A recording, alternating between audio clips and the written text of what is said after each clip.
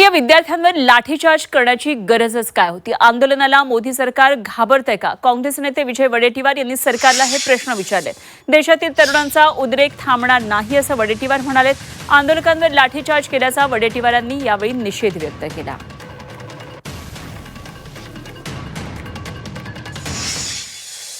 कालच्या लाठीचार्ज करण्याची का गरज होती? शांततामय आंदोलनाला त्या पद्धतीनं चिरडण्याची का आवश्यकता होती? आंदोलनाला ही सरकार, मोदी सरकार का घाबरते आहे?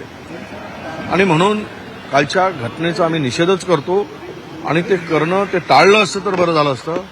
पण असं आहे की त्या कालच्या आंदोलनाला ज्या पद्धतीनं हाताळलं गेलं त्यामधून या देशातील तरुणांचा आता उद्रेक थांबणार नाही, हे आता मात्र सरकारने ध्यानात घेतलं पाहिजे।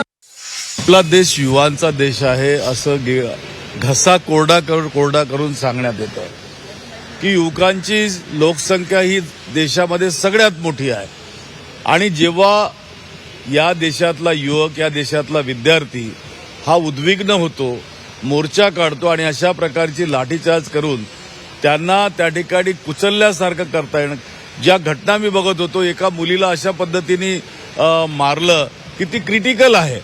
मुलांवर लाठीचार्ज मोठ्या प्रमाणात या ठिकाणी झाला। म्हणजे हा देश आता हुकुमशाहीकडे वाटचालही हुकुमशहा बनला आहे असं चित्र काल त्या ठिकाणी निर्माण झालं। हा सरासर या देशाच्या लोकशाहीवर घाला घालण्याचा प्रकार आहे।